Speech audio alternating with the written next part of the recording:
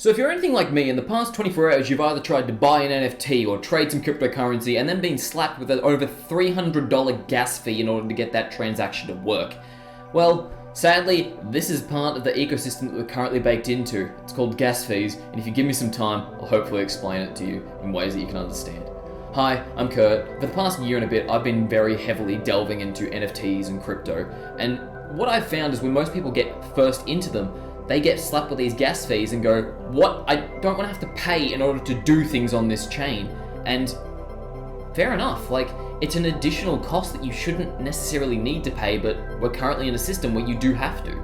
And for reference, I'm talking mainly about the Ethereum blockchain, the one that is currently used for most of the things in relation to crypto. Yes, there are other blockchains that are getting rid of gas fees and whatnot, but currently a lot of the ecosystem for NFTs and just general trading is based in Ethereum. Now, gas fees themselves are effectively a cost in order to process your request. If you're buying something, it gets put in the line according to that gas fee.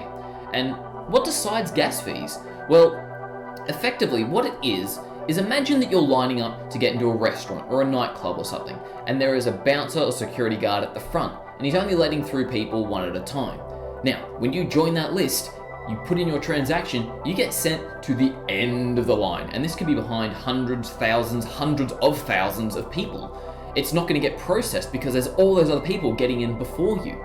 Now, gas fees themselves is you going up to the bouncer and going, hey, here's this extra money, let me in.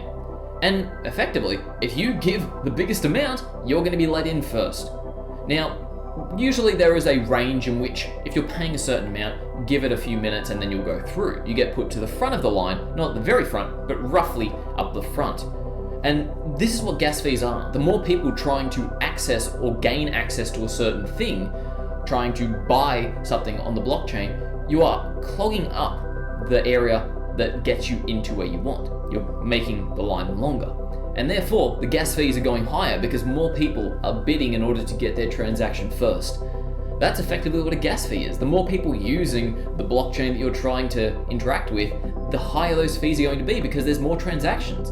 And sadly, the more people get involved in this space, the more hype that is built up around it, there is going to be more people trying to make those transactions and bumping the overall gas fees up. Now, in the past 24 hours, there was a large market crash. Well, not really crash, but correction. And because of that, a lot of people were scared and tried to trade out their thing. There was a lot of people trying to trade and blocking up the entrance, and therefore the gas fees hit those super high numbers, paying 3-4 times the amount of what the actual transaction is in order to get it to go through. And that's just part of the ecosystem. There are a lot of other blockchains trying to fix this. Hell, hopefully Ethereum Layer 2 will be able to fix this going forward, but God knows when that's going to happen. So right now, that's where we're at. And sadly, it's a necessary evil in order to get the things done that we want. I don't like it, but we have to deal with it.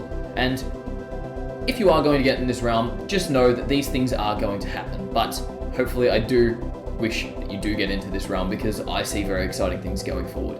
But I'll leave it there. I've been Kurt, and thank you for watching.